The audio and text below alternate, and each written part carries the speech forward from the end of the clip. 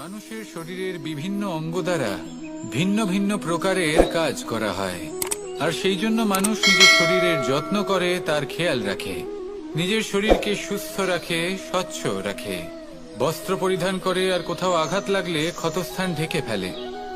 মানুষের শরীরে এমন একটি অঙ্গ আছে যা চোখে দেখা যায় না, যা অদৃশ্য থাকে, কিন্তু সেইটা দিয়ে মানুষের বিষয়ে অনেক কিছু জানা যায়।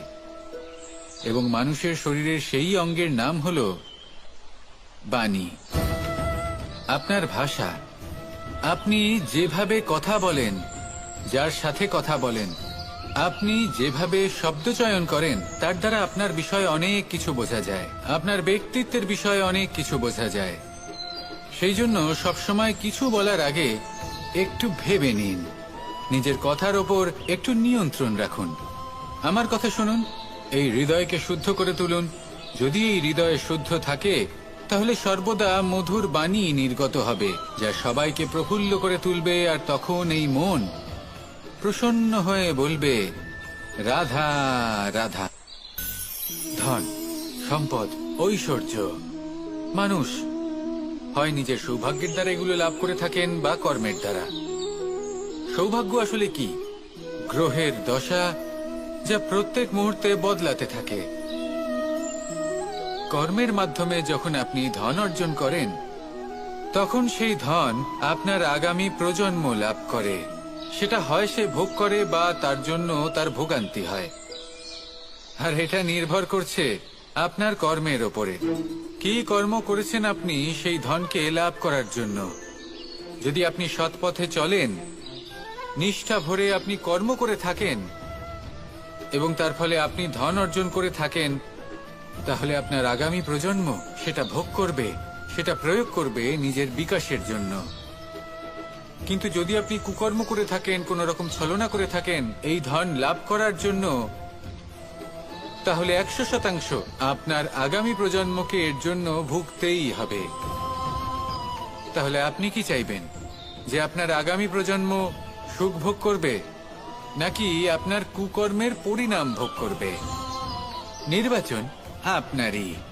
আসুন আমার সাথে ভালোবেসে বলুন, রাধা রাধা।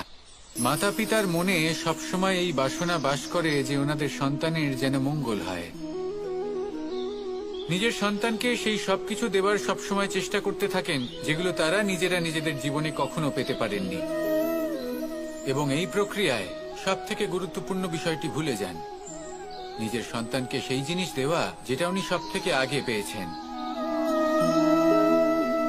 আমি ধনের কথা বলছি না, আমি বলতে চাইছি নিজের অভিজ্ঞতা দ্বারা ওনারা যে মানসিক স্থিতি লাভ করেছেন, ওনারা যে মর্যাদা লাভ করেছেন, যে শিক্ষা ওনারা লাভ করেছেন, সবার আগে নিজের সন্তানকে সেটা দেওয়া প্রয়োজন। সেটা যদি নিজের সন্তানকে দিতে পারেন, তাহলে এই সন্তান জীবনে তার পথে এগোতেও পারবে, ধন অর্জনও করতে পারবে, এবং শক্তিশালী অনুভবও করতে পারবে। সেই জন্য সন্তানকে সবার আগে সেটা দান করুন যেটা সব থেকে বেশি মূল্যবান। সেটা দিন যেটা আপনি সবার আগে লাভ করেছেন। আসুন আমার সাথে ভালোবেসে বলুন, রাধা রাধা। কখনো কখনো আমরা খুব ব্যথিত হয়ে পড়ি।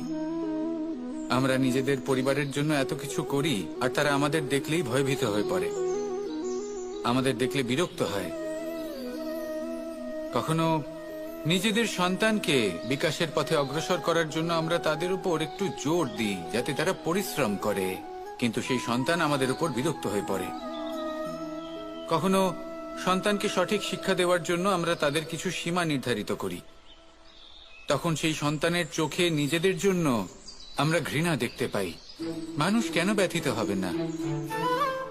দেখুন, যখন সূচের দ্বারা আপনি বস্ত্র সেলাই করেন, তখন সূচের আঘাত সেই বস্তুকে সহ্য করতে হয়, কিন্তু তাতে সেই সূচ বা আপনার উদ্দেশ্যে কোনো প্রভাব পড়া উচিত নয়, কারণ আপনি তো আপনার কর্ম করছেন, আর তাও পূর্ণ নিষ্ঠা ভরে, এবং অবশেষে আপনার উদ্দেশ্য শুভ প্রমাণিত হবে। তাই কেউ বিরক্ত হচ্ছে বলে বা কারোর চোখে নিজের প্রতি ঘৃণা দেখার ভয় কখনো পিছিয়ে যাবেন না। কষ্ট না করে বিকাশ সম্ভব নয়। কর্ম করতে থাকুন, সবকিছু শুভ হবে। আসুন আমার সাথে ভালোবেসে বলুন, রাধা রাধা। প্রেমের পরিভাষা আসলে কি? ভিন্ন ভিন্ন ধরনের ব্যক্তি, ভিন্ন ভিন্ন ধরনের প্রেমী, আলোচক বিভিন্ন ধরনের পরিভাষা প্রদান করেন এই প্রেম নিয়ে।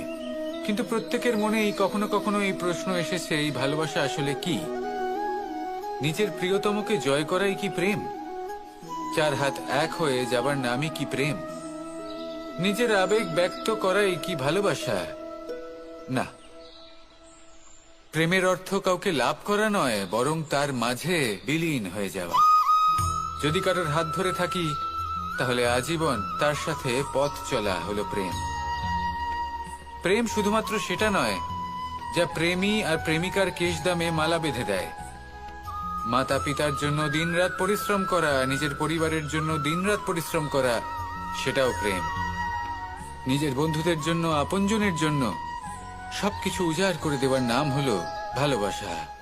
নিজের মাতৃভূমির জন্য সাহসের সাথে লড়াই করা এবং আনন্দে নিজের জীবন ত্যাগ করে দেওয়াও কিন্তু প্রেমের নামান্তর।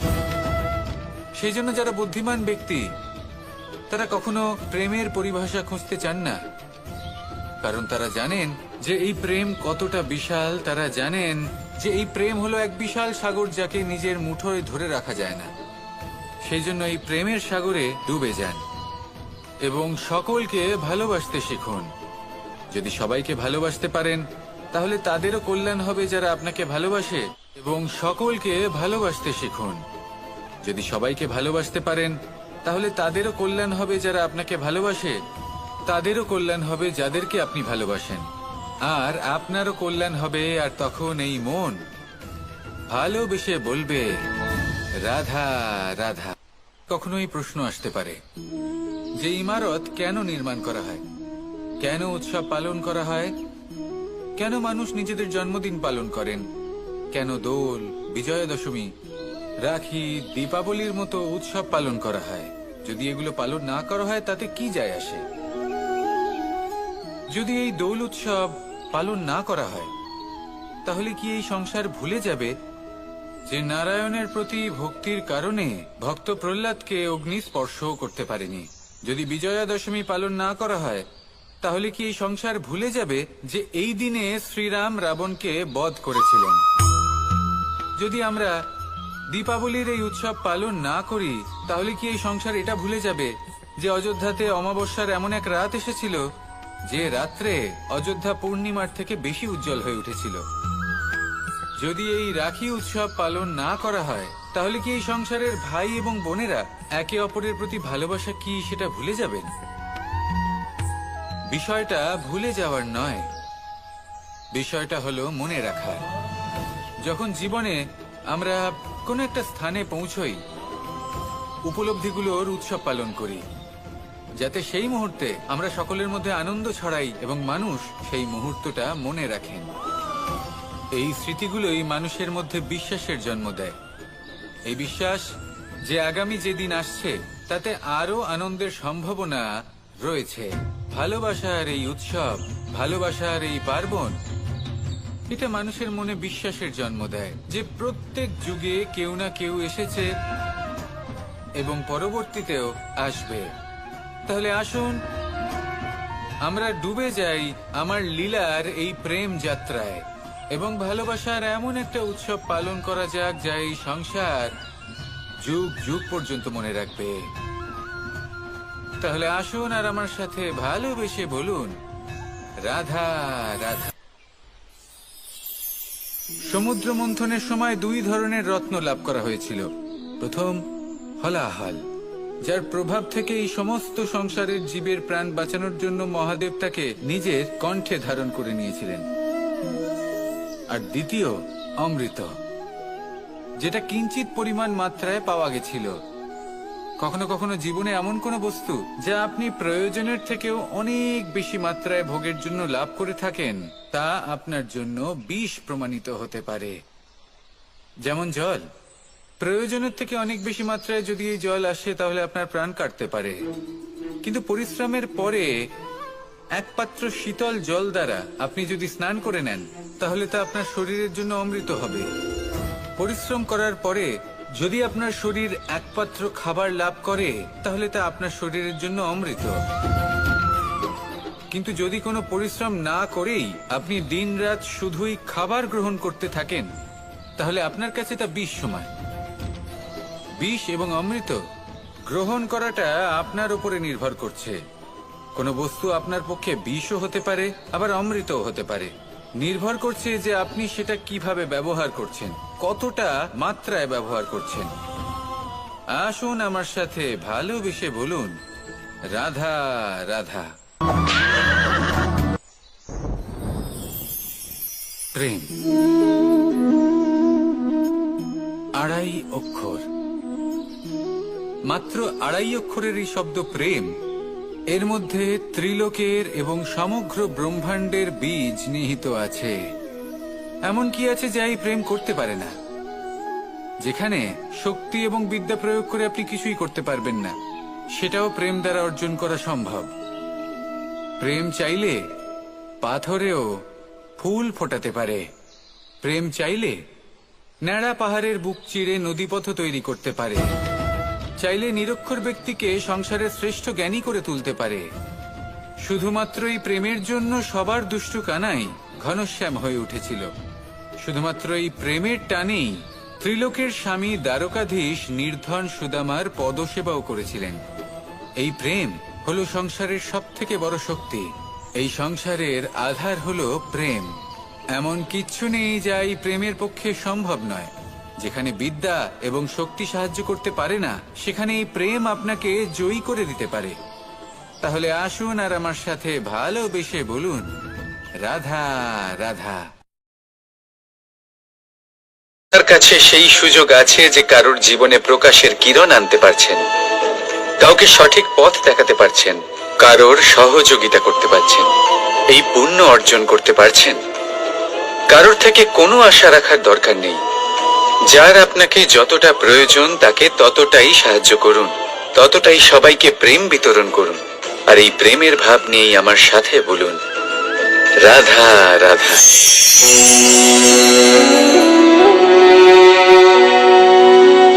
করে দিলাম শেষ। সংসার সর্বদা কৃষ্ণকে এই কথা শোনাবে যে কৃষ্ণ নিজেই নিজের মামার হত্যা করেছে। কিন্তু এটা সময়ের প্রয়োজন ছিল। আর এই কিন্তু হত্যা নয়, বধ ছিল। আর ব্যক্তি নিজের বধ নিজেই ডেকে আনে। এই সংসারে এগিয়ে চলা অতি আবশ্যক, কিন্তু কোথায় নিজেকে থামাতে হবে সেটা জানা তার চেয়েও বেশি আবশ্যক। আর যে এটা বুঝতে পারে না তার অন্ত সুনিশ্চিত।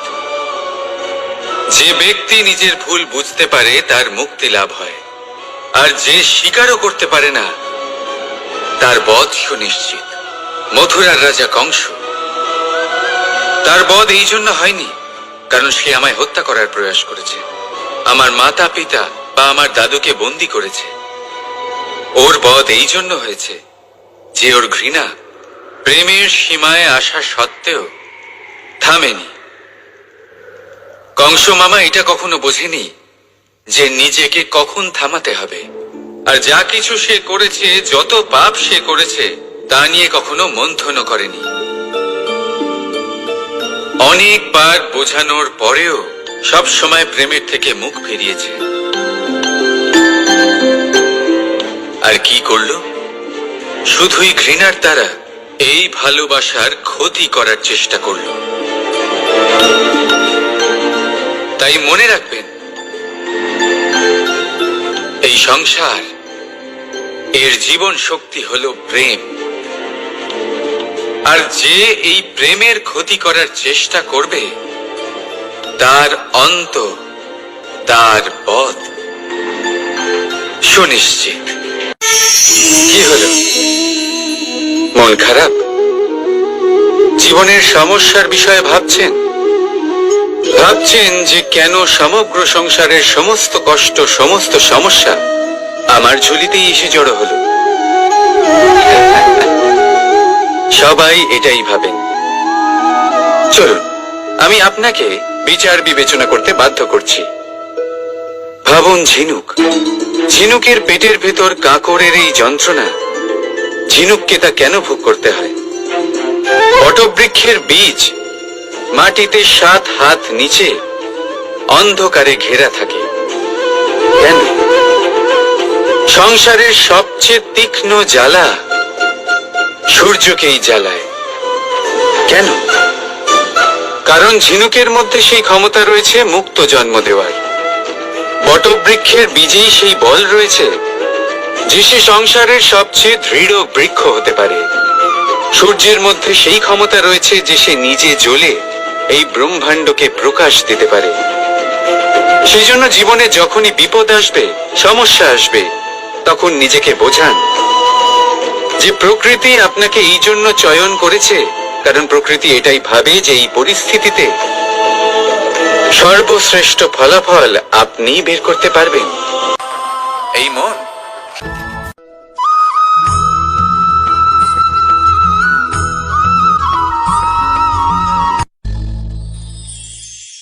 শিশিরের বিন্দু পাতার ওপর পড়ে আর তার গায়ে লেগে থাকে। পাতা তাকে শুষে নিতে পারে না, আর শেষ পর্যন্ত সে ঝরে পড়ে যায়। অন্যদিকে রয়েছে মেঘ এবং চাতক। এদের মধ্যে অনেক দূরত্ব থাকে। মেঘ থাকে আকাশে আর চাতক থাকে ধরিত্রীতে। কিন্তু যখন এই মেঘ থেকে বৃষ্টি ঝরে পড়ে, এই চাতক কিন্তু সেই জলই পান করে, নয়তো সে তৃষ্ণার্ত থেকে যায়। এবার অন্যদিকে দেখলাম শিশির বিন্দু আর পাতার এই সম্পর্ক। এরা খুব কাছাকাছি থাকে, ঘনিষ্ঠও থাকে। অন্যদিকে রয়েছে মেঘ এবং চাতকের সম্পর্ক, যাদের মধ্যে অনেক দূরত্ব থাকা সত্ত্বেও তারা খুব ঘনিষ্ঠ, তাই না? এই সারমর্ম খুব সরল।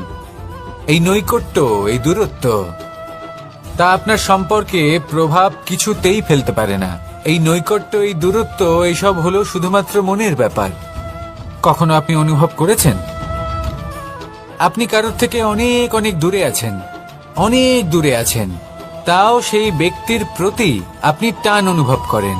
সেখানে আপনি কারোর সাথে প্রত্যেক দিন অতিবাহিত করেন, সমস্ত জীবন অতিবাহিত করেন, সব থেকে বেশি সময় তার সাথে অতিবাহিত করেন, তাও তার প্রতি সেই টান অনুভব করেন না। এই সংকেত হলো মনের দূরত্বের। তাহলে মনের এই দূরত্ব দূর করুন আর আমার সাথে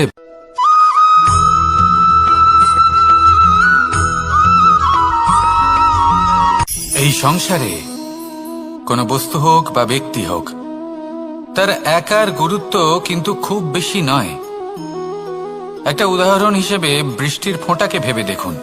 যদি একটি বৃষ্টির ফোঁটা হয় তাহলে তার খুব বেশি গুরুত্ব থাকে না, কিন্তু যখন সহস্র বৃষ্টির ফোঁটা মেঘের মধ্যে দিয়ে ঝরে পড়ে, তখন সেটা বর্ষার রূপ ধারণ করে। সেই বর্ষা যা এই প্রকৃতিকে শান্ত করে। সেইভাবেই পাথরের ছোট টুকরো, তার খুব বেশি গুরুত্ব থাকে না, কিন্তু যখন অসংখ্য পাথরের টুকরো একত্রিত হয় তখন তা পর্বতের আকার ধারণ করে। সেইভাবেই কিছু মানুষ যখন একত্রিত হন তখন তৈরি হয় পরিবার। কিছু পরিবার যখন একত্রিত হয় তখন তৈরি হয় সমাজ।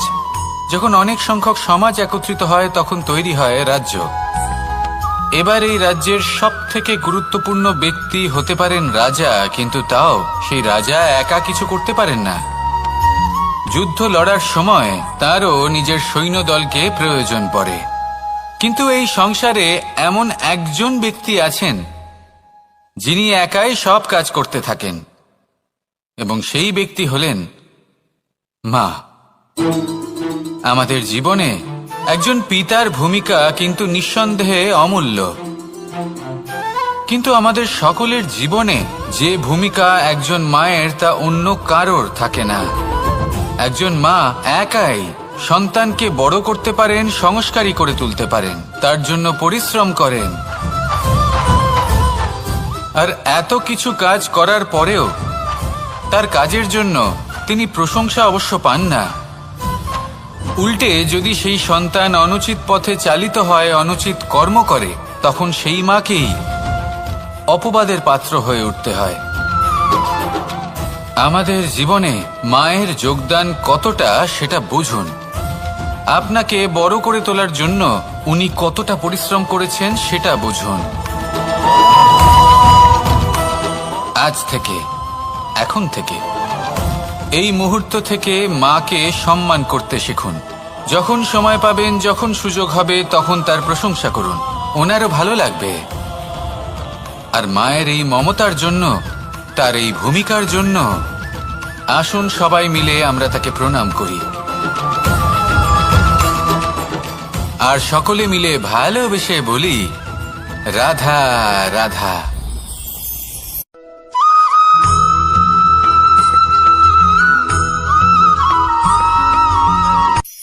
এই সংসারে সাফল্য লাভ করার জন্য জ্ঞানের প্রয়োজন হয়, পরিশ্রমের প্রয়োজন হয়, দৃঢ় নিষ্ঠার প্রয়োজন হয়, নিরন্তর চেষ্টা করা প্রয়োজনীয়। কিন্তু আরো কিছু আছে যা অত্যন্ত প্রয়োজনীয় এবং গুরুত্বপূর্ণ। তা হলো ভালো বন্ধু। তাদের থাকা অত্যন্ত প্রয়োজনীয়। যদি ভালো বন্ধু থাকে, তাহলে সময় এলে তারা ঢাল হয়ে আপনাকে সুরক্ষা করবেন। সময় এলে অস্ত্রের মতো শত্রুকে সংহারও করবেন। যদি তিনি জ্ঞানী হন, তাদের মধ্যে সদ্গুণ থাকে, তাহলে এই সব গুণ আপনার মধ্যেও প্রবেশ করবে। তাহলে সাফল্যের জন্য ভালো বন্ধু পাওয়া অত্যন্ত প্রয়োজনীয়। কিন্তু শুধু বন্ধু কেন, ভালো শত্রুও থাকা প্রয়োজনীয়। এবার আপনি ভাববেন, আমি কি বললাম? যদি আপনার জীবনেও ভালো অর্থাৎ শক্তিশালী শত্রু থাকে, তাহলে আপনিও শক্তিশালী হতে থাকবেন। এই শত্রু আপনাকে প্রেরিত করবে আরো বেশি শক্তিশালী হয়ে ওঠার। কখনো কোনো হরিণকে দেখুন, তীব্র গতিতে দৌড়তে থাকে। কেন তীব্র গতিতে দৌড়য়? এই কারণে নয় যে কোথাও তার জন্য মধুর ঘাস অপেক্ষা করে রয়েছে, না। সে এই কারণে তীব্র গতিতে দৌড়য় কারণ সেটা না করলে তার পেছনে একটি সিংহ আছে যে ওকে নিজের ভোজন করে ফেলবে। তাই জীবনে বিপদ, সংকট, এই সবকিছুও হলো অত্যন্ত গুরুত্বপূর্ণ। তার সম্মুখীন হতে শিখুন আর আমার সাথে ভালোবেসে বলুন, রাধা রাধা।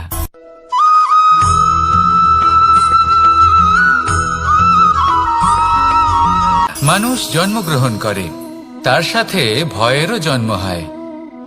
ছোটবেলা থেকেই আমাদের মনে কোনো না কোনো প্রকারের ভয় থেকেই যায়। কেউ এই বিষয়ে ভয় পায় যে তার কোনো বস্তু তার থেকে দূরে চলে যাবে। কেউ এই বিষয়ে ভয় পায় যে আমি নিজেকে হারিয়ে ফেলব।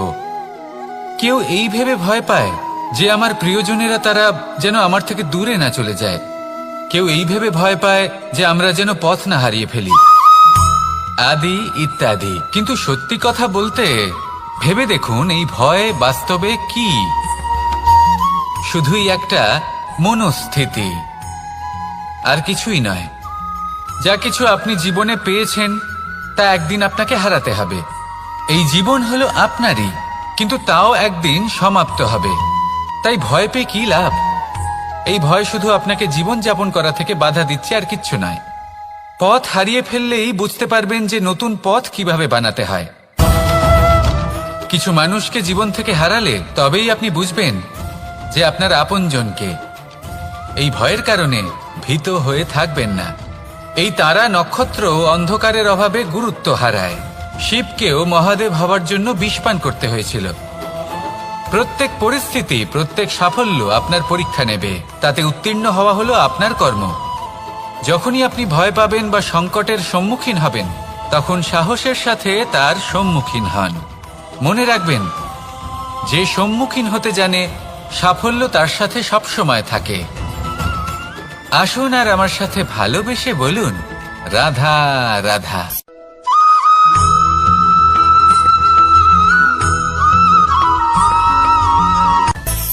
মানুষের মধ্যে একটা বিচিত্র প্রবৃত্তি থাকে। অন্য সকলের বিষয়ে, তাদের জীবনের বিষয়ে, তাদের ব্যক্তিত্বের বিষয়ে, তাদের ভবিষ্যতের বিষয়ে অনুমান করা। এটা হলো অনুচিত। কারোর অতীতকালকে দেখে লোকে ভবিষ্যৎ বলে দিতে পারেন। বর্তমানকে দেখে ভবিষ্যতের বিষয়ে অনুমান করে ফেলেন। উদাহরণ দিতে হলে বলবো, কোনো দাসকে দেখুন, ওকে দেখে লোকে বলে যে ওর ভবিষ্যৎ সেটাই হতে পারে, অনুমান করে ফেলেন। আর এই রাজাকে দেখুন, উনি তো কত সুখী হবেন। উনি তো জগতের সব থেকে অধিক সুখী মানুষ। কত সুখ সুবিধা আছে ওনার কাছে, ধারণা করে ফেলেন। তবে সত্য তো এটাই যে কারোর ব্যক্তিত্বের বিষয়ে, তাদের ভবিষ্যতের বিষয়ে আপনি পূর্ণ সত্য কখনোই বলতে পারবেন না, শুধু অনুমান করতে পারবেন। আর এই অনুমান করে সত্যি কোনো লাভ হয় না, কারণ এই কাল সেটা হলো অত্যন্ত শক্তিশালী। কালো থেকে কালোতর কয়লাকেও হিরেতে পরিণত করতে পারে। অনেক বড় বড় রাজাকেও বিদূষক বানিয়ে ফেলতে পারে এক মুহূর্তেই। তাহলে আপনি অনুমান করে কি লাভ? কি পেলেন অনুমান করে? সেই জন্য কারোর বিষয়ে কোনো অনুমান করবেন না, তার ভবিষ্যতের বিষয়ে অনুমান করতে যাবেন না, কারোর বিষয়ে কোনো ধারণা করে নেবেন না। কিছু করতে হলে ভালোবাসুন, সবার মধ্যে ভালোবাসা ছড়ান, সবার মধ্যে ধন্যাত্মক ভাব ছড়ান। এই মন প্রসন্ন হয়ে বলবে রাধা রাধা।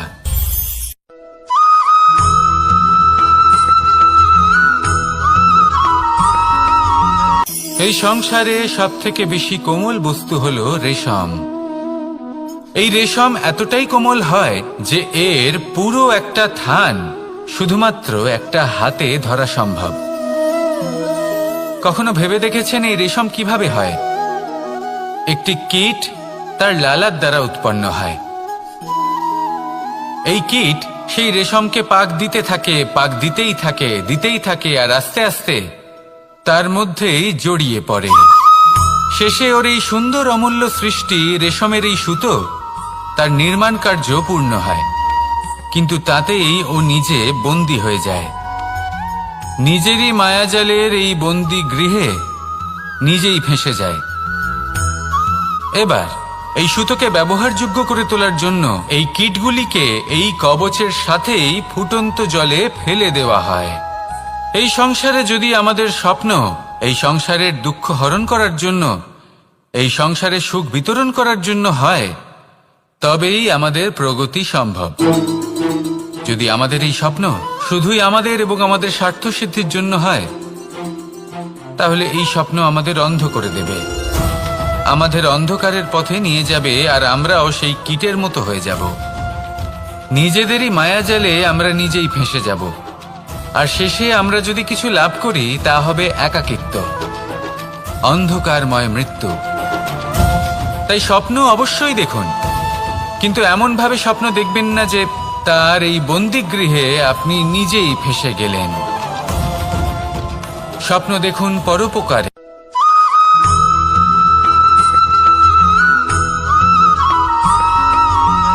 এই সংসারে প্রত্যেক মানুষ এটাই চান যে তিনি যেন ধনবান হন, আর্থিক অবস্থা তার ভালো থাকে, ওনার বাড়িতে লক্ষ্মীর আগমন হয়। কিন্তু সেটা হবে কি করে, সেটাই হলো প্রশ্ন। কেউ বলেন যে যদি পরিশ্রম করো তাহলে ধন অর্জন সম্ভব, কেউ বলেন যে যদি বিদ্যা লাভ হয় তবেই ধন অর্জন সম্ভব, কেউ বলেন যে যদি বলশালী হও তবেই সম্পন্ন থাকবে। ভালো কথা, যদি তাই হয়ে থাকে, তবে দিনমজুর সারা দিন পরিশ্রম করেন, তিনি কেন ধনী হন না? অনেকজন বিদ্বান মানুষ আছেন এই সংসারে, তারা কেন ধনবান হন না? অনেক সংখ্যক বলশালী ব্যক্তি আছেন, তাদের কাছে ধন নেই কেন? তাদের কেন ধনের অভাব হয়? আবার এমনও কিছু মানুষ আছেন যারা পরিশ্রম করেন, তারা দিনমজুর, কিন্তু তারা ধন অর্জন করতে পারেন। কিছু বিদ্বান ব্যক্তি আছেন যাদের কাছে অধিক মাত্রায় ধন রয়েছে, কয়েকজন বলশালী ব্যক্তি রয়েছেন যাদের কাছে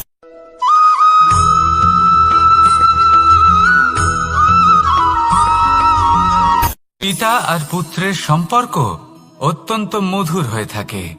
পিতা স্বপ্ন দেখেন, তাকে পূর্ণ করার সকল সম্ভাব্য চেষ্টা করেন, কিন্তু তাও অনেক সময় ওনার স্বপ্ন অপূর্ণ থেকে যায়। তখন পিতা ভাবেন যে স্বপ্ন উনি পূর্ণ করতে পারেননি, ওনার সন্তান তা অবশ্যই পূরণ করবে। যে স্থানে উনি কখনো পৌঁছতে পারেননি, সেই স্থানে ওনার পুত্র অবশ্যই পৌঁছবে। পিতা নিজের সন্তানের ভবিষ্যৎ নিয়ে সেই স্বপ্ন দেখেন, আর যখন সেই সন্তান সামনে এগোতে থাকে তখন তার দুঃখ হয় না, বরং গর্ব হয়। ওনার ভালো লাগে এটা দেখে যে ওনার সন্তান অনেক উন্নতি করছে।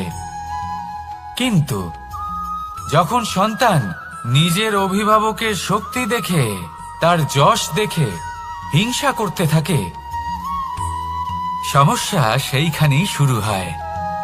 সেই জন্য সকল সন্তানকে এটা মনে রাখতে হবে, দেখুন, পুত্র হবার সুবাদে, এক সন্তান হবার সুবাদে এটা হলো আপনার অধিকার যে আপনি আপনার পিতার থেকে বেশি উন্নতি করবেন।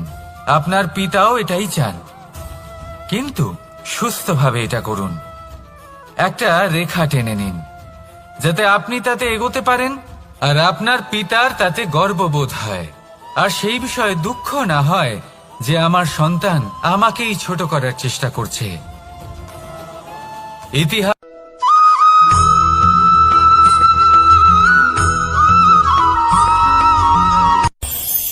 এই সংসারে আমরা প্রকাশ কোথা থেকে পাই? এর উত্তর বড়ই সরল। ভোরে যখন সূর্যোদয় হয় তখন প্রকাশের কিরণ আমাদের ঘরে এসে পৌঁছয়। এইভাবেই আমরা প্রকাশ লাভ করি। এবার এই প্রকাশের আলোতেই আমরা সারাদিনের কাজ সম্পন্ন করি। সন্ধে হয়ে যায়, সূর্যাস্তও হয়ে যায়, আর আমাদের ঘর যাতে অন্ধকার না হয় তার জন্য আমরা একটা প্রদীপ প্রজ্বলিত করি। এটাই ঘটে আমাদের জীবনেও। এবার প্রবাহমান আয়ুর সাথে আমরা আমাদের অন্তরে যদি একটা প্রদীপ প্রজ্বলিত করে নিই তাহলে বিষয়টাই অন্যরকম হবে। এবার আপনি বলবেন কোন প্রকাশের কথা বলছি যা আমাদের অন্তরে জাগ্রত করা সম্ভব? আমাদের আত্মার মাঝে প্রেমের প্রকাশ জাগ্রত করার কথা বলছি, কারণ আমাদের এই জীবন এও হলো দিনের আলোর মতো। আজ প্রকাশ আছে, কিন্তু কোনোদিন অবশ্যই অস্ত হবে। কিন্তু অস্ত হবার আগে যদি আমরা আমাদের আত্মার মাঝে প্রেমের এই প্রকাশ উজ্জ্বলিত করে নিই তাহলে আমাদের সন্ধ্যাকালও আমরা আনন্দে এবং প্রেমে যাপন করব। তাহলে আসুন আর আমার সাথে ভালোবেসে বলুন, রাধা রাধা।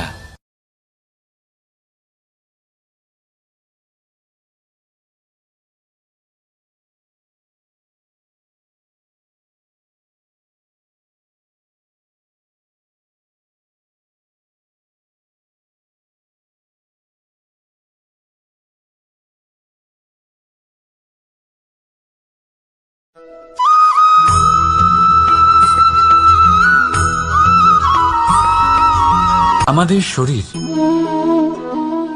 প্রকৃতির সর্বশ্রেষ্ঠ রচনা। যে অঙ্গ প্রত্যঙ্গ আমরা লাভ করেছি প্রত্যেকটির মধ্যে একটি নিজস্ব বার্তা রয়েছে। একটু ভেবে দেখুন, দুটি চোখ দিয়েছে দেখার জন্য, দুটি কান দিয়েছে শোনার জন্য, নাসিকাও আছে দুটি, দুটি হাত দিয়েছে দ্বিগুণ পরিশ্রম করার জন্য, কিন্তু জীব শুধুমাত্র একটি।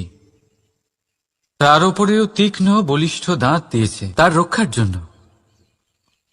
কখনো ভেবে দেখেছেন কেন?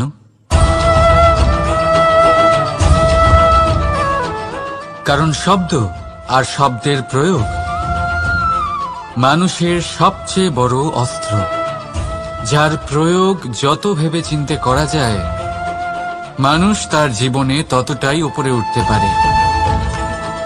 তাহলে মনে রাখুন, দেখুন, শুনুন আর বুঝুন বেশি, বলুন কম। রাধা রাধা।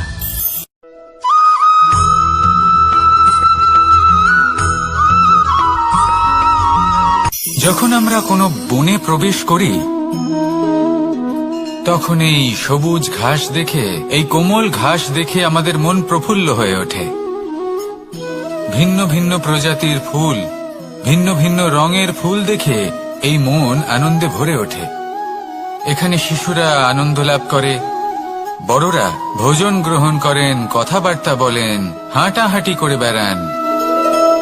এবার ভেবে দেখুন, যখন এই উপবনের নির্মাণ হয়েছিল সেই সময় যদি এই মাটিকে সঠিকভাবে খনন না করা হতো, যদি তাতে সঠিকভাবে বীজ রোপণ না করা হতো, যদি কোনো সংঘর্ষ না হতো, পরিশ্রম না করা হতো, যদি চলতে চলতে পায়ে কাঁটা না বিঁধে যেত, তাহলে এই সুন্দর বন দেখে আমরা কি এই আনন্দ লাভ করতে পারতাম?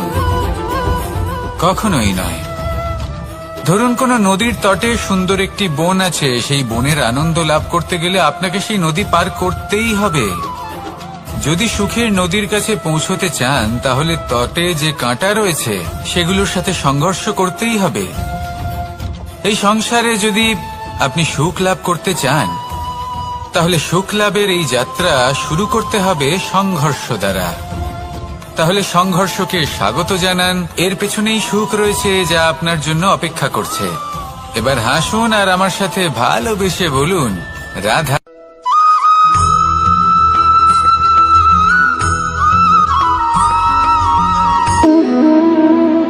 সম্পর্ক হলো আমাদের জীবনের একটি আধার। কিছু সম্পর্ক এমন যা আমরা জন্মসূত্রে লাভ করি, যেমন পরিবার, মা, বাবা। কিছু সম্পর্ক আছে যা আমরা জীবনে অর্জন করে থাকি, তা সে প্রেমের হোক, স্নেহের হোক বা বন্ধুত্বের। এই সকল সম্পর্ক লাভ করার বা গড়ে তোলার 5টি ধাপ রয়েছে। প্রথম ধাপ, কোনো ব্যক্তির সাথে আলাপ হওয়া, তার সাথে কথা বলা বা তাকে দেখা। দ্বিতীয় ধাপ, সে ব্যক্তিকে আমাদের ভালো লাগা। তৃতীয় ধাপ, আমাদের এটা চাইতে শুরু করা যে জীবনে এই ব্যক্তি যেন আমাদের বন্ধু হন, আমাদের জীবনে থাকেন, বা আমাদের কাউকে ভালোবেসে ফেলা আর এটা আমাদের ভাবা বা চাওয়া যে সেই ব্যক্তি যেন আজীবন আমার সাথে থাকেন, আমার জীবনে আমার সাথী হয়ে। চতুর্থ ধাপ, লাভ করা। এবার এই ধাপটি অনেক মানুষের পক্ষেই খুবই সরল হয়, বড়ই সরল ভাবে নিজেদের সঙ্গীকে লাভ করে থাকেন। কিছু মানুষের জন্য এই ধাপ অত্যন্ত কঠিন হয়ে থাকে। অনেক প্রতিকূল পরিস্থিতির উপর জয়লাভ করে তারা সঙ্গীকে লাভ করেন, কিন্তু লাভ অবশ্যই করেন। এরপরে আসে পঞ্চম, অন্তিম এবং সব থেকে গুরুত্বপূর্ণ ধাপ। সেটা হলো সেই সম্পর্ক পালন করা। এটা হলো এমন এক বিষয় যা প্রত্যেক মানুষের শেখা উচিত। যদি ব্যক্তি নিজের জীবনে সম্পর্ক রক্ষা করতে শিখে যান, তবে প্রত্যেক সম্পর্ক তার জীবনকে স্বর্গ করে তুলবে। আসুন আর আমার সাথে ভালোবেসে বলুন, রাধা রাধা।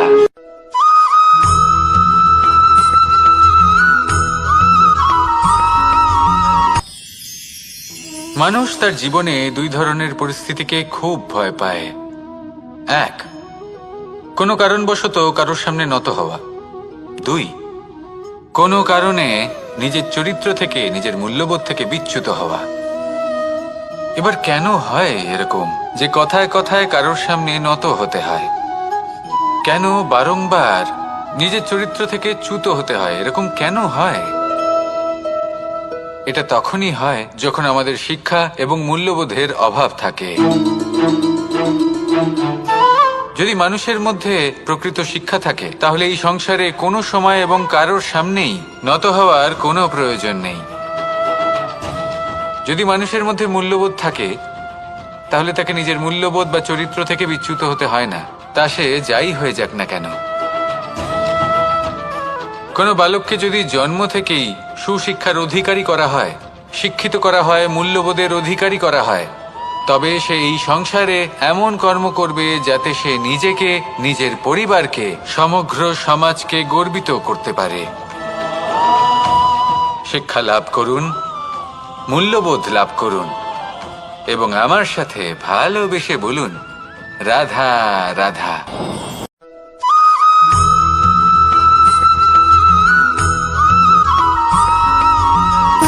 সুখ, দুঃখ এবং শক্তি, এই তিন হলো এই সংসারের ত্রিদেবের মতো।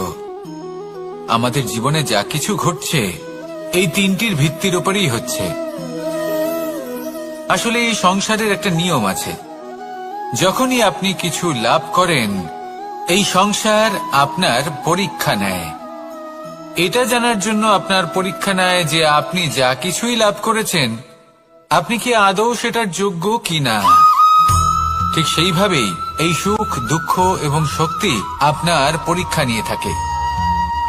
যখন সুখ আসে তখন সে আপনার পরীক্ষা নেয় যে আপনার মধ্যে অহংবোধ জাগ্রত হয়নি তো। যদি অহংবোধ চলে আসে তাহলে সুখ সেখানেই সঙ্গ ত্যাগ করে। দুঃখ আপনার ধৈর্যের পরীক্ষা নিতে থাকে। আর যদি আপনার মধ্যে ধৈর্য না থাকে তাহলে এটা আপনাকে আরো বেশি দুঃখের গভীর অন্ধকারে ঠেলে দেবে। সেখানে শক্তি পরীক্ষা নেয় আপনার বিনম্রতার। যদি আপনি বিনম্র না হন তাহলে হয় এই শক্তি আপনার সঙ্গ ত্যাগ করবে, নয় এই শক্তি বিনম্রতার অভাবে আপনার পতনের কারণ হতে পারে।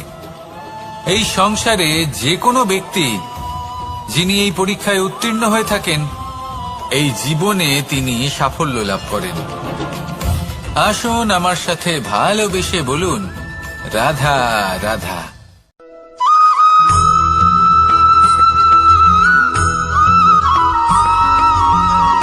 জীবন কিসের উপর নির্ভরশীল?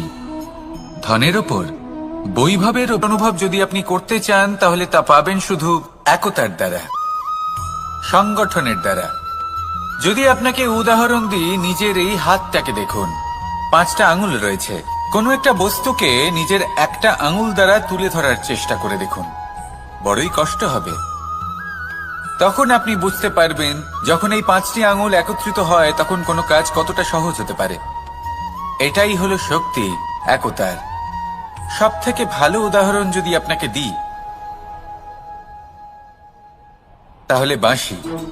এই বাঁশি থেকে অত্যন্ত মধুর সুর নির্গত হয় যা সবার মন প্রসন্ন করে দেয়। এই কথা সত্যি, কিন্তু এই বাঁশি আমি একটা বা দুটো আঙুল দিয়ে বাজাতে পারবো না। আমাকে প্রত্যেকটা আঙুল ব্যবহার করতেই হবে, তবেই এর থেকে মধুর সুর নির্গত হবে যা সকলকে প্রসন্ন করবে, ঠিক কিনা? ঠিক এইভাবেই যদি আপনি চান যে আপনার জীবনরূপী বাঁশি থেকেও মধুর সুর নির্গত হোক বা সবার মনকে প্রসন্ন করে তুলুক, তাহলে আপনাকেও জীবনে একতা নিয়ে আসতেই হবে। আপনি একাও কর্ম করতে পারেন, পথ চলতেও পারেন, সামনেও এগোতে পারেন, সাফল্যও লাভ করতে পারেন। কিন্তু যখন সকলে একসাথে এগোবেন, সেই পথে চলবেন, সেই কর্মই করবেন, তখন লক্ষ্যে অবশ্যই পৌঁছবেন, সাফল্য অবশ্যই লাভ করবেন। কিন্তু সেই সাফল্য এবং তার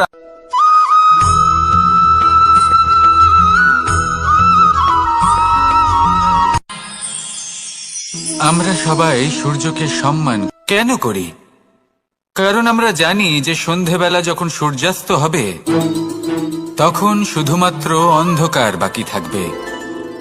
ঠিক কিছুটা এরকমই হয় আমাদের মাতা পিতাও, যিনি আমাদের জন্ম দেন, আমাদের ভরণ পোষণ করেন, আমাদের বড় করেন, আমাদের প্রেম প্রদান করেন। কখনো কখনো তাদের মুখ থেকে কটু কথা নিঃসৃত হয়, আমাদের দুঃখ হয়, কিন্তু তখন আমাদের এটা বোঝা উচিত এগুলি নিঃসৃত হচ্ছে আমাদেরই মঙ্গলের জন্য। যেমন সূর্যদেব, উনিও উত্তাপ দিয়ে থাকেন আমাদেরই মঙ্গলের জন্য, যাতে ফসল পাকতে পারে, যাতে জল বাষ্প হয়ে মেঘ হতে পারে, বৃষ্টি হতে পারে, আর এই সংসারে নিরন্তর জলের প্রবাহ থাকে। আমাদের মাতা পিতা, তাদের কঠোর আচরণ, তাদের কঠোর অনুশাসনের পেছনে লুকিয়ে থাকে ওনাদের ভালোবাসা। আমাদের তা বুঝতে হবে, সসম্মানে ওনাদের গ্রহণ করতে হবে। কারণ ঠিক সূর্যাস্তের পরে যেমন চতুর্দিক অন্ধকারচ্ছন্ন হয়ে যায়, তেমনি আমাদের জীবন থেকে যখন আমাদের মাতা পিতা চলে যায় তখন আমাদের জীবনেও শুধু এবং শুধুমাত্র অন্ধকারই ছেয়ে থাকে।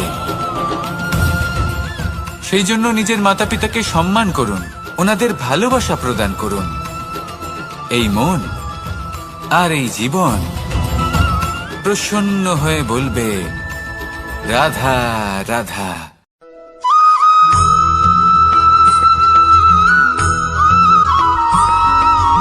বসন্ত ঋতু, এই সময় মন আনন্দে ভরে থাকে। এমন মনে হয় যেন আমরা আকাশে বিচরণ করতে চলে যাই, কিন্তু সেটা তো সম্ভব নয়। সেই জন্য হয়তো আমরা ঘুড়ি ওড়াই, এই ঘুড়িকে নিজেদের প্রতিরূপ মনে করে। এবার অনেক মানুষ আছেন যারা ঘুড়ি ওড়ান, কিন্তু এই কর্মের সারমর্ম কি সেটা কজন বুঝতে পারেন?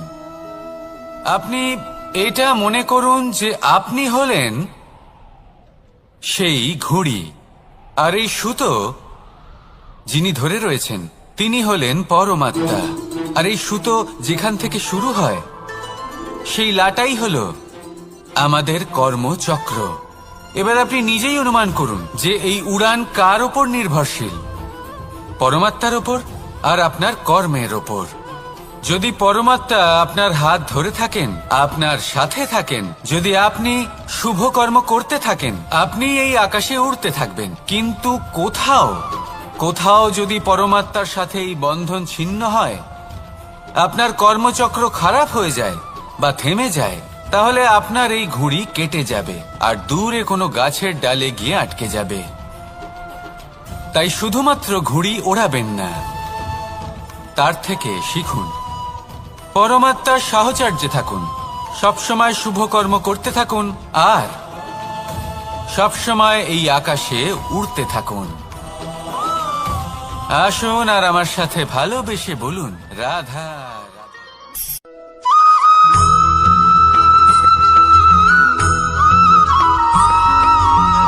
এবার অনেক সময় মানুষের মনে এরকম প্রশ্ন আসে যে এই সংসারে সবথেকে বড় বিপদ কি? কেউ বলে ধর্ম সংকট, আবার কেউ বলে প্রাণের উপর আসা সংকট। প্রত্যেক মানুষের জীবনে বিভিন্ন সংকট আসে, আর এই সমস্ত সংকট অত্যন্ত বিচিত্র হতে পারে। এই সমস্ত সংসার হলো সংকট দ্বারা পরিপূর্ণ। ঠিক আছে, আপনাকে একটা উদাহরণ দিই। একজন ধনী ব্যক্তি, এবার ওনার জীবনে সংকট কি হতে পারে?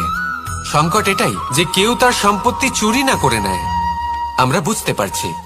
এবার একজন চোর, তার জীবনে সংকট কি হতে পারে?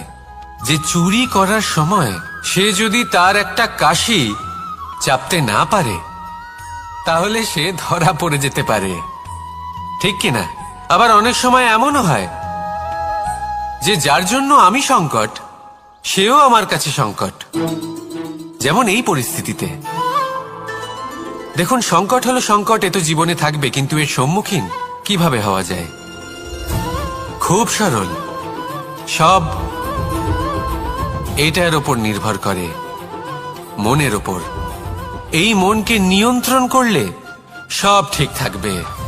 এবার যদি ধনী ব্যক্তি মনকে নিয়ন্ত্রণ করে ফেলেন, নিজের অর্থের ব্যবহার শুভ কাজের জন্য, সমাজের সেবার জন্য বিকাশ করতে করেন, ওই অর্থকে একত্রিত করে না রাখেন, তাহলে চুরির সমস্যা, এই সংকট সেখানেই কেটে যাবে।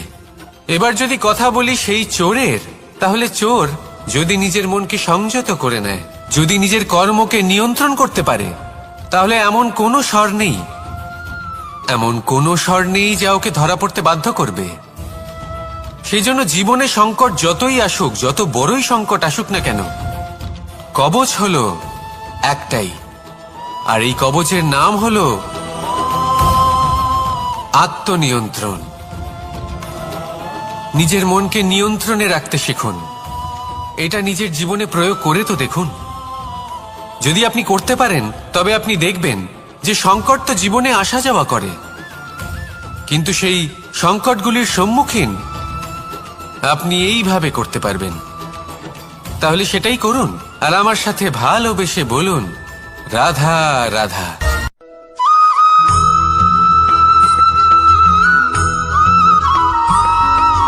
জীবনে যখন কোনো ব্যক্তি নিজের লক্ষ্য প্রাপ্তির জন্য নিরন্তর পরিশ্রম করতে থাকেন, চেষ্টা করতে থাকেন, তখন তিনি কষ্ট অনুভব করেন, কখনো শারীরিক কষ্ট, কখনো মানসিক কষ্ট। এবার উনি এটা ভাবতে থাকেন যে আমি কি উচিত করছি নাকি অনুচিত করছি। কারণ অন্যদিকে এমন একজন ব্যক্তিও আছেন যিনি একদমই পরিশ্রম, চেষ্টা করছেন না। তিনি মদিরা পান করেন, বিলাসিতায় জীবন কাটান, অলস প্রকৃতির হয়ে ওঠেন, নিদ্রাতে বিলীন হয়ে থাকেন আর ভাবেন যে তিনি সুখ লাভ করছেন। কিন্তু এরকম কেন হয়? কারণ যখন আমরা সৎ পথে থাকি, উচিত পথে চলি, লক্ষ্য প্রাপ্ত করার জন্য চেষ্টা করতে থাকি, তখন আমাদের ভেতরে থাকা নেতিবাচক শক্তি এবং পাপ এই দেহকে ত্যাগ করে দেয়। আর এই অনুভূতিটাই আমাদের দুঃখের অনুভূতি দেয়, কষ্ট দেয়। এবার সেখানে যদি আমরা কুপথে চলি, অনুচিত পথে চলতে থাকি, তাহলে আমাদের ভেতরে থাকা পুণ্য এবং ধনাত্মক শক্তি আমাদের দেহ ত্যাগ করে দেয়। আর এই অনুভূতির কারণেই আমরা সুখ অনুভব করি। কিন্তু কখনো ভাববেন যে এই সুখ বেশি সময় পর্যন্ত থাকে না। সেই জন্য সবসময় মনে রাখবেন, যদি আপনি জানেন যে এটাই আপনার লক্ষ্য, এটাই উচিত পথ, শুভ পথ, তাতে নিরন্তরভাবে এগিয়ে যেতে চেষ্টা করতে থাকুন। এই কষ্ট আপনাকে সুখের পরাকাষ্ঠায় কখন পৌঁছে দেবে তা আপনি জানতেই পারবেন না। আসুন আমার সাথে ভালোবেসে বলুন, রাধা রাধা।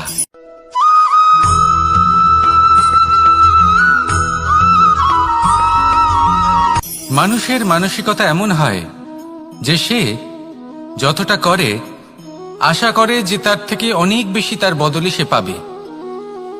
দেখুন, সবকিছুই আপনার ভাবনা চিন্তার উপর নির্ভর করছে। আপনি যদি ফলের বিষয়ে ভেবে কর্ম করতে থাকেন তাহলে সেটা অনুচিত। জীবনের আসল আনন্দ হলো নিজের কর্ম করতে থাকা, ফলের চিন্তা করা উচিত নয়। যদি আপনি এরকম ভাবেন যে আমি এতটা করছি, আমার এতটা পাওয়া উচিত, সেই ভাবনা অনুচিত। যদি আপনি সেবার মানসিকতা নিয়ে কর্ম করতে থাকেন, কর্মচক্রে প্রবাহিত হন, যদি আপনি এমন ভাবনা রাখেন যে আমি এতটা পাচ্ছি তাই এর থেকে অনেক বেশি আমি কর্ম করব, তাহলে নিশ্চিতরূপে আপনি যতটা করছেন তার থেকে অনেক বেশি আপনি পাবেন, আপনার আশার থেকে অনেক বেশি আপনি পাবেন। শুধু জীবনে অনেক বেশি কাজ করতে থাকুন, ফলের চিন্তা করবেন না। আর মনে রাখবেন, এই ভাবনাই সব থেকে বড় বীজ। কর্মের উপর বিশ্বাস রাখুন, জীবনে যা যা আপনি চান সবই সুখময় হবে। আসুন আর আমার সাথে ভালোবেসে বলুন, রাধা রাধা।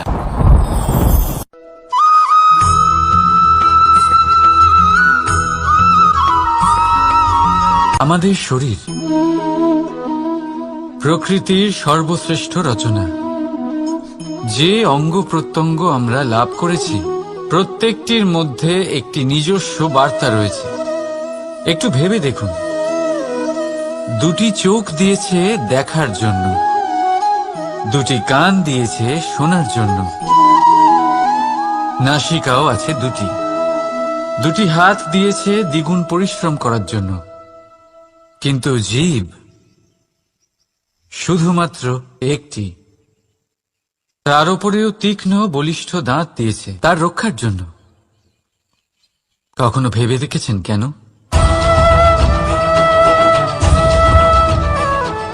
কারণ শব্দ আর শব্দের প্রয়োগ মানুষের সবচেয়ে বড় অস্ত্র, যার প্রয়োগ যত ভেবেচিন্তে করা যায় মানুষ তার জীবনে ততটাই উপরে উঠতে পারে।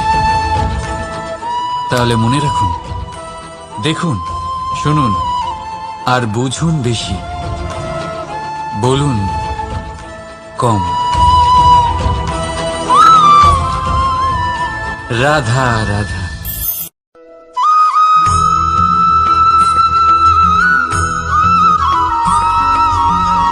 এই সংসারে কোনো বস্তু হোক বা ব্যক্তি হোক, তার একার গুরুত্ব কিন্তু খুব বেশি নয়। একটা উদাহরণ হিসেবে বৃষ্টির ফোঁটাকে ভেবে দেখুন। যদি একটি বৃষ্টির ফোঁটা হয় তাহলে তার খুব বেশি গুরুত্ব থাকে না, কিন্তু যখন সহস্র বৃষ্টির ফোঁটা মেঘের মধ্যে দিয়ে ঝরে পড়ে তখন সেটা বর্ষার রূপ ধারণ করে। সেই বর্ষা যা এই প্রকৃতিকে শান্ত করে। সেইভাবেই পাথরের ছোট টুকরো, তার খুব বেশি গুরুত্ব থাকে না, কিন্তু যখন অসংখ্য পাথরের টুকরো একত্রিত হয় তখন তা পর্বতের আকার ধারণ করে। সেইভাবেই কিছু মানুষ যখন একত্রিত হন তখন তৈরি হয় পরিবার, কিছু পরিবার যখন একত্রিত হয় তখন তৈরি হয় সমাজ, যখন অনেক সংখ্যক সমাজ একত্রিত হয় তখন তৈরি হয় রাজ্য। এবার এই রাজ্যের সব থেকে গুরুত্বপূর্ণ ব্যক্তি হতে পারেন রাজা, কিন্তু তাও সেই রাজা একা কিছু করতে পারেন না। যুদ্ধ লড়ার সময় তারও নিজের সৈন্যদলকে প্রয়োজন পড়ে। কিন্তু এই সংসারে এমন একজন ব্যক্তি আছেন যিনি একাই সব কাজ করতে থাকেন, এবং সেই ব্যক্তি হলেন মা। আমাদের জীবনে একজন পিতার ভূমিকা কিন্তু নিঃসন্দেহে অমূল্য, কিন্তু আমাদের সকলের জীবনে যে ভূমিকা একজন মায়ের তা অন্য কারোর থাকে না। একজন মা একাই সন্তানকে বড় করতে পারেন, সংস্কারী করে তুলতে পারেন, তার জন্য পরিশ্রম করেন। আর এত কিছু কাজ করার পরেও তার কাজের জন্য তিনি প্রশংসা অবশ্য পান না, উল্টে যদি সেই সন্তান অনুচিত পথে চালিত হয়, অনুচিত কর্ম করে, তখন সেই মাকেই অপবাদের পাত্র হয়ে উঠতে হয়। আমাদের জীবনে মায়ের যোগদান কতটা সেটা বুঝুন। আপনাকে বড় করে তোলার জন্য উনি কতটা পরিশ্রম করেছেন সেটা বুঝুন। আজ থেকে, এখন থেকে, এই মুহূর্ত থেকে মাকে সম্মান করতে শিখুন। যখন সময় পাবেন, যখন সুযোগ হবে, তখন তার প্রশংসা করুন। ওনারও ভালো লাগবে। আর মায়ের এই মমতার জন্য, তার এই ভূমিকার জন্য আসুন সবাই মিলে আমরা তাকে প্রণাম করি, আর সকলে মিলে ভালোবেসে বলি, রাধা রাধা।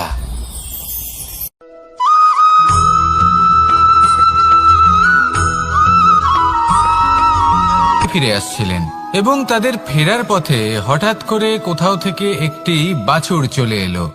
এই দুই বোন ভয়ভীত হয়ে গেলেন, আর তাদের হাত থেকে সেই আটা পড়ে গেল, মাটিতে মিশে গেল। এবার এই পুরো ঘটনাক্রমে যদি কারোর বিন্দুমাত্র লাভ হয়ে থাকে, বিন্দুমাত্র আনন্দ পেয়ে থাকে, তাহলে সে কে?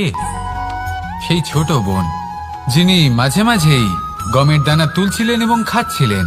কিছুটা হলেও উনি আনন্দ লাভ করেছিলেন। এবার এরকমই হলো আমাদের জীবনে ভক্তি এবং ভালোবাসা সংক্রান্ত বিষয়।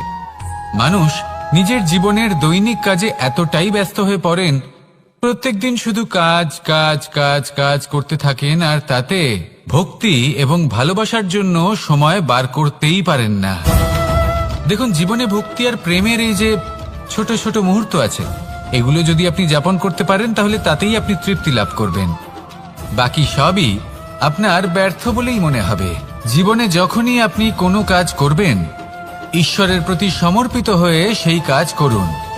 আর যখনই সময় পাবেন, তাহলে সেই সময় নিজের আপনজনদের দিন। যাদের আপনি ভালোবাসেন তাদের প্রতি যত্নবান হন, তাদের শুভাকাঙ্ক্ষী হন। এই প্রেম আর ভক্তির ছোট ছোট মুহূর্তগুলো আপনার জীবনকে চরিতার্থ করে তুলবে। আসুন আমার সাথে ভালোবেসে বলুন, রাধা রাধা।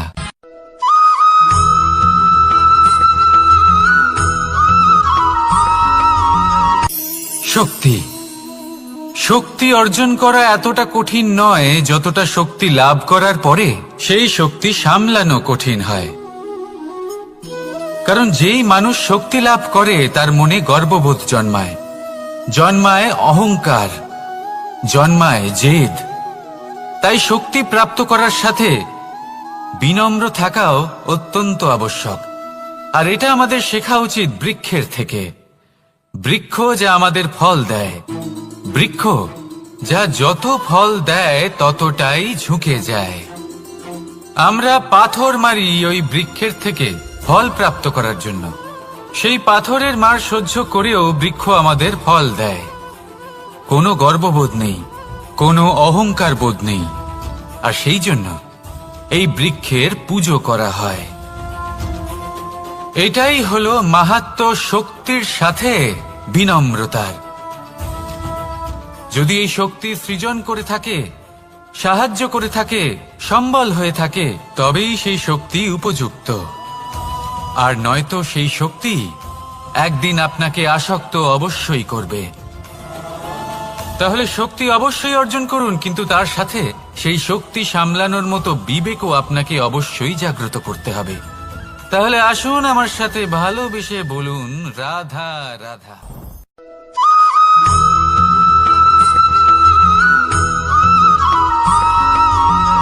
যখন আমরা কোনো বনে প্রবেশ করি,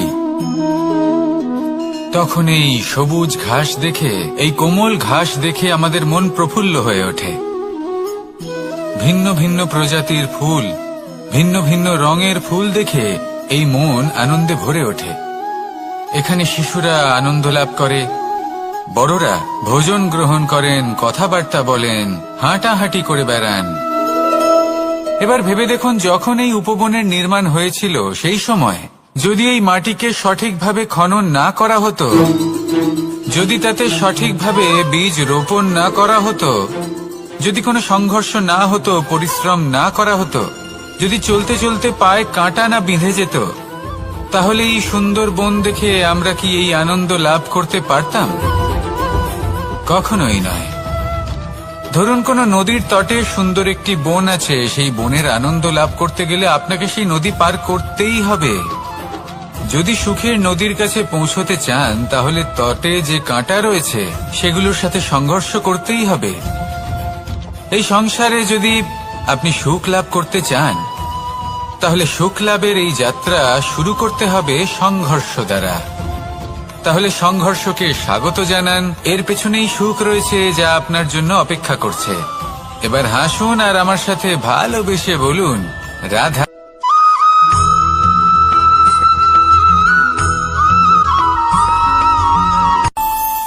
আমাদের মনে যখন কোনো প্রশ্ন ওঠে, কোনো দ্বন্দ্ব জাগে, তখন আমরা যাই আমাদের গুরুর কাছে, আমাদের আরাধ্যের কাছে গিয়ে জিজ্ঞেস করি। এইভাবেই একদিন আমি পৌঁছলাম আমার আরাধ্যের কাছে, আমার মহাদেবের কাছে, আর ওনাকে প্রশ্ন করলাম যে মহাদেব, জীবনে আনন্দ পাওয়ার, উৎসব পালনের, প্রেম ভাগ করে নেবার, জীবনকে উপভোগ করে নেওয়ার সর্বশ্রেষ্ঠ সময় কোনটা? মহাদেব হাসলেন আর উনি বললেন, জীবনে উৎসব পালনের সবথেকে শ্রেষ্ঠ দিন হল মৃত্যুর ঠিক আগের দিনটা। প্রেম ভাগ করে নেওয়ার সবথেকে শ্রেষ্ঠ মুহূর্ত হল মৃত্যুর ঠিক আগের মুহূর্ত। জীবনকে উপভোগ করে নেওয়ার সর্বশ্রেষ্ঠ প্রহর হল মৃত্যুর এক প্রহর পূর্বে। তখন আমি চমকে গেলাম। আমি বললাম, কিন্তু মহাদেব, মৃত্যু তো অনিশ্চিত, আমরা জানিও না কবে আমাদের মৃত্যু হবে। মহাদেব আবার হাসলেন। উনি বললেন যে যদি আমরা এভাবে জীবন কাটাই যে আমরা জীবনের প্রত্যেক দিন, প্রত্যেক মুহূর্ত, প্রত্যেক প্রহর শেষ বলে মনে করি, তাহলে আমাদের সমস্ত জীবন আনন্দের সাথেই অতিবাহিত হবে। কি বলেন?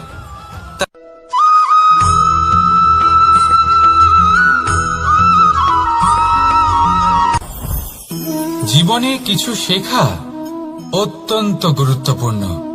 এবার কি কি শিখতে হবে সেই সব শেখানোর জন্য অনেক শিক্ষক রয়েছেন, কিন্তু কি শিখবেন না আর কি করবেন না এটা আমাদের নিজের অভিজ্ঞতা দিয়ে শিখতে হয়।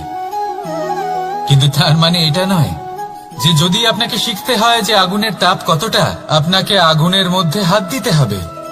না, অন্য কারোর অভিজ্ঞতা দ্বারাও শিখতে পারেন।